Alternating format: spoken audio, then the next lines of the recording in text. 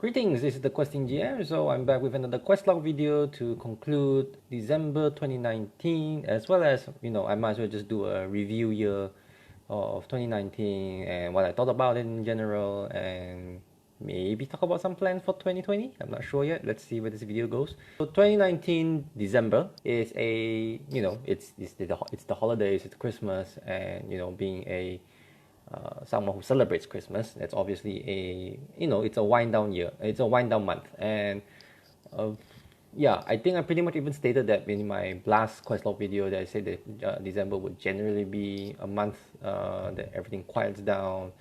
I was hoping to try to squeeze in one last game of the Dragon Age Quick Start.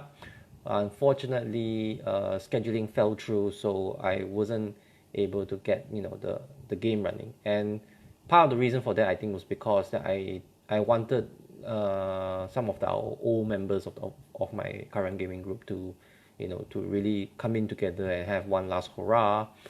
But like I said, because when there's a larger number of people involved, scheduling becomes more challenging, and as a result, it fell through. And I think, and also the reason, not just not just for the whole last hurrah thing, I also wanted to make a play the quick start in a much larger group, because I think the adventure that came in the quick start also was something that probably encourages a larger number of players.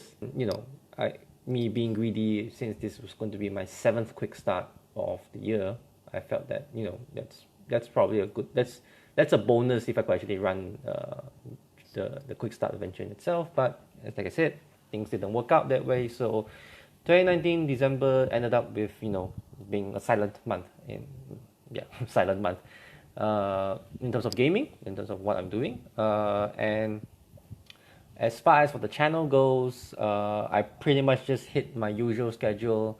Managed to do one Questlog video for November, and another video another video in the Prep Quest series for Out the Abyss, this time covering what I would consider one of the first major sections of the second half of the adventure, which was Graven Hollow. So things was pretty much as usual, although there was one special episode video I could say that I did during December, was the arrival of my Alternity core rulebook that I ordered late November, and it arrived, and I thought, I figured why not just do an unboxing and a flip through of the book itself. And you can definitely see that in my YouTube channel if you're interested in knowing what's inside the Alternity core rulebook from Sasquatch Games, which is, you could consider as the second edition, or revised edition of the Alternity core rule set. So I guess that's pretty much what happened in December. So I might as well get into talking about how was 2019 overall in terms of my gaming life, my gaming development, my gaming thoughts, updates on any progresses that I've done in 2019. The main challenge, or the main purpose, I think, that I gave myself, or main goal for 2019 that I gave myself, was to run as many new games as possible, and and also to free up the amount of time to do so by not running Dungeons and Dragons at all. And even though D&D 5th edition was generally out of my mind as a game master, but it was definitely, I was still involved in playing a few games of Dungeons and Dragons as a player, including a short-lived run with Curse of Strahd that one of our DMs ran. But I guess you could pretty much say it's dead in the water, in the sense that it was difficult. It's going to be difficult to get the original players back into the game because of different life schedules, different commitments as well, and players have basically just drifted and move on and decided to get themselves into other games. So D&D, a year without D&D, I would say I don't really miss it. I don't really miss not running or playing D&D. In fact, it might have actually been a much needed fresh air to really be excited about RPGs again. And so without doing D&D, what was my alternative? And like I said, the plan was to run as many different games as I could, and I ended up running quick starts for the entire year of of 2019. And aside from Dragon Age, which I didn't manage to get to run, I've done 6 quick starts, starting off with Axon Punk Overdrive. Then I did one full-fledged RPG, which was the Rabbit playing game, which is not really a very challenging game to run in per se. It's not a very challenging rule set to learn and run. So it was more about how do you run a game about rabbits, basically. And thankfully there were some good inspirations that came along when I was doing it, and generally had some fun times with the Rabbit playing game. First game that I ran for a public event called A Good Day to Dice, and I would actually run my subsequent quick starts there, except for the last few. So after Rabbit playing game, I did Murders and Acquisitions. Was a great quick start. Was a very good learning experience and a very good introduction to that system of gaming, and I definitely had a good experience with Murders and Acquisitions, both in learning the system as well as running the game. Not so much in prepping the game, because that one really flipped my thinking about how to prepare encounters.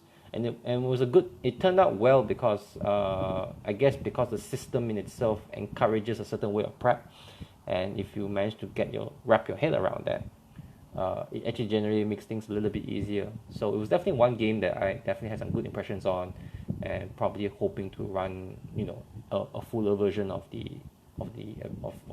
Murders and Acquisitions. And the next game that I ran for the public game was Alternity, and on paper it really read as a perfect alternative to Dungeons and Dragons. Similar system in core concepts, but rather variant execution and application of the same concept, which all just makes a lot of perfect logical sense to me, of what the natural progression of D&D D20 based system should be or would look like. Although the irony is that this Alternity is often touted as the predecessor to the third edition and its progenies of the 3.0 edition rules, including 5th edition.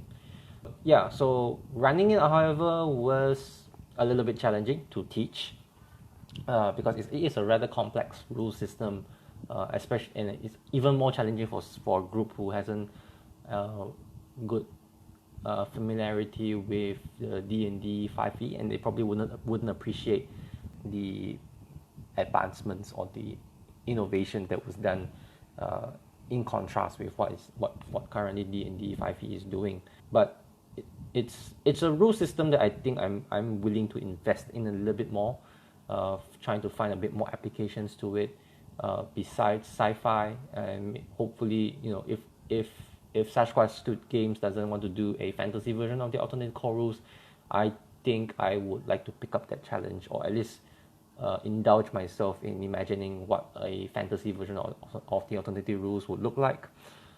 Make some adjustments, which I don't think would be which I don't imagine would be too difficult.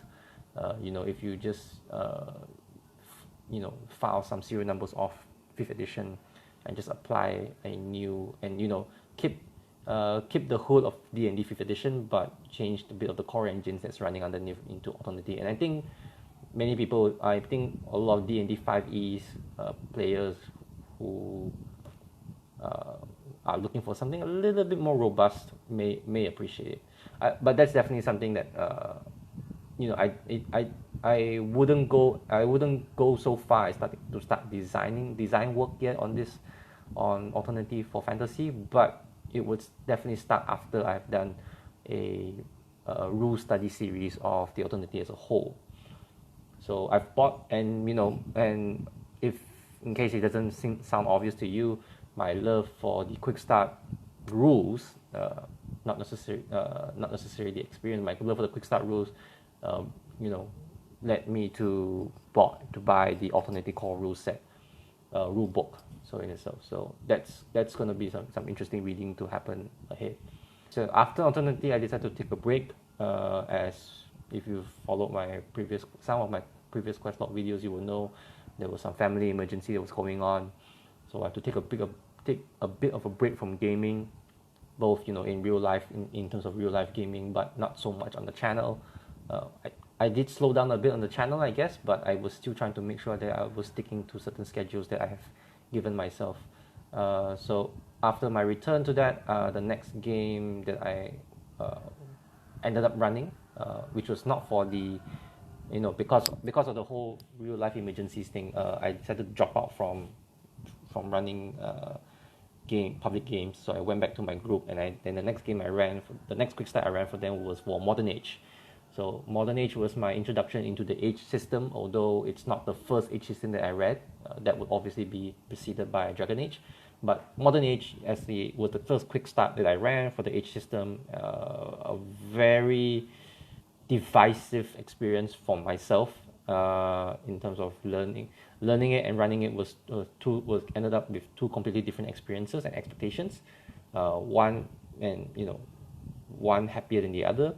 But it didn't stop my exploration and our exploration of the Age system with my group. We decided to move on to the last game that I ran, which was the Expanse RPG, also running on the Age system by Green Ronin, but obviously licensed to the Expanse novels rather than the TV series.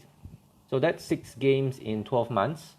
I was actually worried at the beginning of the year that this seems to be that I was going to run less quick starts, and if you put 2 months per quick start, on hindsight that actually is very little, because I think generally now with my experience of running quick starts and my speed of learning them, I think I could comfortably do 1 quick start a month, I think.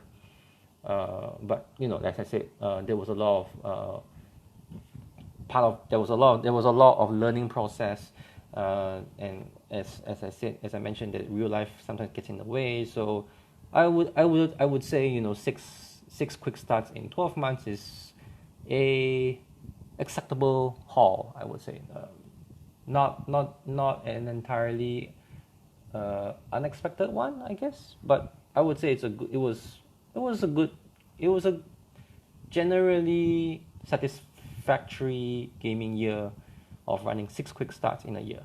And the definite beneficial outcome of this is that it's definitely introduced me to systems that I liked, and definitely made me take the leap into getting into new systems rather than running another year of Dungeons and Dragons and being a bit miserable about it. So what were the progresses of the channel in 2019? In that front, I would say it would technically, on paper, or at least by the numbers, it should be leaps and bounds, because it was the entire full year that I dedicated myself to the channel. I did videos practically every month, and I haven't really crunched the numbers, but it should come up to an average of about 40 videos within 12 months. I would think that generally should be exceptional in terms of productivity, at least by my standards. Churning out this material is given me a somewhat regular schedule that I can stick to, and definitely introduce series and columns or playlists of videos that I would be making regularly throughout the lifespan of this channel, until something drastically changes, which could come very soon. So first of all, there's the Questlog videos, which I've decided to do a monthly update of my gaming life and the channel in general. And I experimented with doing Questlog videos for the sessions that I played as a player in Curse of Strahd, that ended fairly quickly. And it only came to my mind after I finished all my quick starter videos that I thought that I should have done the Questlog videos for each of the quick start sessions that I did, as a substitute for not being able to record or stream my live plays of those quick starts, especially not when there was running for the public event. So yeah, I definitely should. If I do continue to make more quick starter videos, I would definitely make a separate Questlog video for each of the quick start sessions that I run, shortly after I finish running that quick start. So that's definitely something that's going to be improved on, or something to be added in for this series of quick quest log videos. And the main I would say the main bulk of my time making videos was definitely dedicated to the prep quest videos for Out of the Abyss. General reception impression that I have of the prep quest videos is definitely uh, my best view, my highest rated videos in the channel. Obviously because of the D&D content, and also because it's fixed into a specific niche about Out of the Abyss, and trying to be helpful for DMs who run that particular adventure module based on using my experiences and my ideas, and also trying to be helpful in terms of summarizing whatever the chapter is talking about, and giving at least a roadmap for DMs to use those chapters to what their heart's content, or what they intend for their running of Out of the Abyss. Uh, so I would say generally it's not too surprising that the prep quest videos are actually the best ones in the channel, the best, the most well received in the entire channel compared to my other videos. It's not surprising, but I have very mixed feelings and mixed reactions towards that fact, because part of the reason why I started this channel, and also partly because of I was doing quick starter videos on the side, was to really get out of that D&D mold, and try to be maybe as an example, like a low profile example of the wider world of RPGs that are out there. I know most of my subscribers on this channel is because of my prep quest videos or the Abyss, but I'm hoping that doesn't give them the wrong impression that this is a D&D channel, which is certainly not the direction that I'm going for. It's putting me in a dilemma, because it's D&D is not necessarily my favorite system right now at this moment in 2020, but it's the one that I'm probably, like, in a sense, most proficient at, most knowledgeable about, have some insights about them, or maybe because I think a bit, my thinking is molded by the D&D sense, so I probably know how to communicate in D&D terms better than in other RPG terms. So yeah, so I'm definitely going to be continuing the prep quest series until I will see to its end, and it's going to end in 2020 with quite a few more videos. I think it will run at least for another few. It will probably take up another 6 months, half a year of 2020 just to finish up the prep quest videos, and I do have some ideas of future prep quest series to do, but I don't want to commit to them just yet, because pending my plans for 2020 and the direction they want to take this channel to, a little bit away from D&D content, which there's plenty of, and I don't see any reason why I should add anything into the echo chamber. Then there was the quick starter videos. So the quick starter videos, I could say for now, with 6 of them six of them under my belt and in the playlist, it's probably not in a format that I initially planned for, and I haven't really found a proper format to really present those videos, like what those videos exactly are, or who are they exactly for. But I guess it's good. They were good trial and errors in those 6 videos. There were definitely different tones and different angles that I took with them, especially with my modern age quick starter videos. I think I can take them in a different direction, but if I will require some necessary tools to deliver them in that prospect. I guess for now, if I'm to continue the quick starter series, it would definitely require a companion piece with the quest log videos after running those quick starts. Will I continue running quick starts in 2020? That's something I will bear in mind. But I have some other plans for 2020 besides running quick starts. And if I do, I may want to try to take advantage of what I've learned from doing quick starter videos, make it more consistent, or make it at least more frequent enough to see some big number jumps in producing quick starter videos. So the perfect dream and the ideal would be 12 Quickstarter videos in 2020 if I can, which is an average of one video a month, and that generally would be feasible.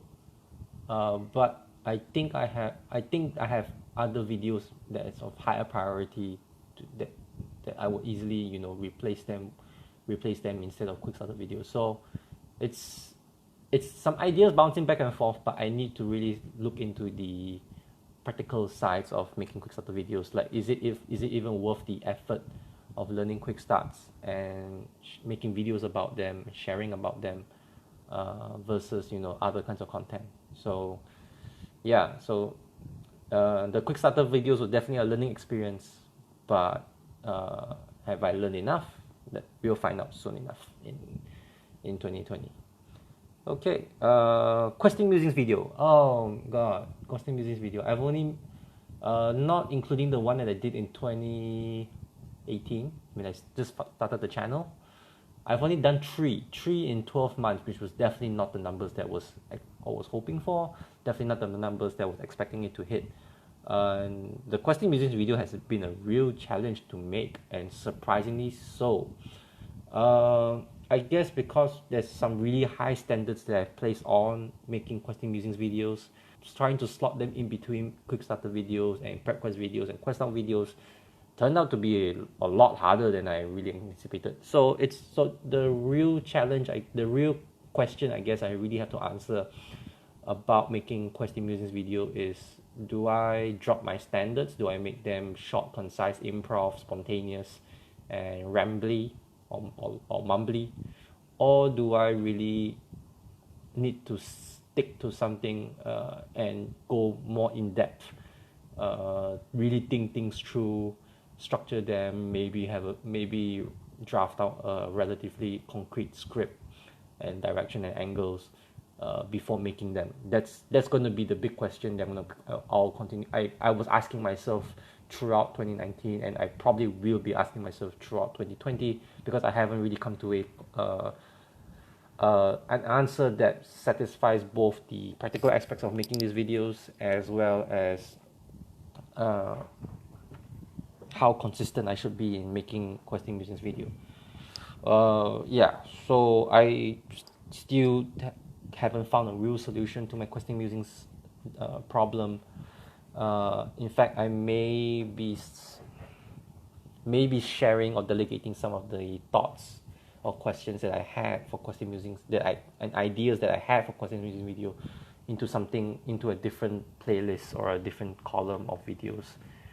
So that's probably my toughest pill to swallow for 2019 in terms of the channel, was definitely the low output of questing musings video that I put out. So I guess that's all about it in terms of reviewing 2019.